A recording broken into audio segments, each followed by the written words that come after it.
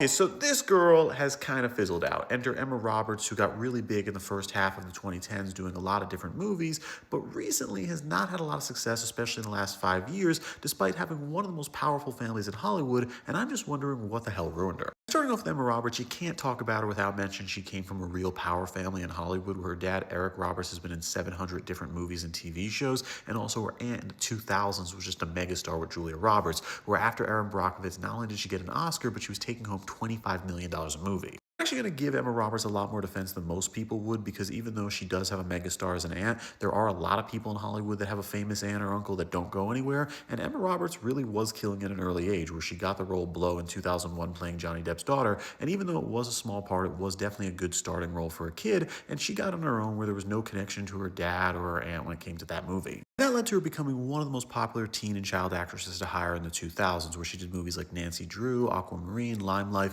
and a bunch of other movies that didn't really make that much money, but they definitely got her name out there. She also had a 42 episode run on Nickelodeon doing the show on Fabulous for 3 seasons, and even though that didn't get as popular as shows like Drake and Josh and a few others, it still was big, getting about 2.5 million viewers an episode. So yeah, in the 2000s, she definitely had a solid career. The only problem is a lot of child stars have a really difficult time breaking out of child stardom because everyone sees them as a kid, so they don't give them more adult roles, and it really leads to a lot of horror stories like Amanda Bynes. Again, to Emma Roberts' credit, she was actually able to exit out of child stardom really well by doing a PG-13 movie, which was a hit with We're the Millers, which made $270 million on a budget of $38 million, but there was one big problem. And that problem was, even though she was 22 years old in this movie, the issue was she was still playing a relatively young teenager, so she was still kind of typecasting herself in that role, even though this movie was a hit. And that led her to making probably the biggest mistake of her career, which was doing the show Scream Queens. Even though a lot of people like Scream Queens, it only lasted for 2 seasons, and to take that role, she had to turn down playing Harley Quinn in the Suicide Squad, which would have absolutely changed her career because it would have been a big budget action movie, and she would have for the first time gotten to play an actual adult.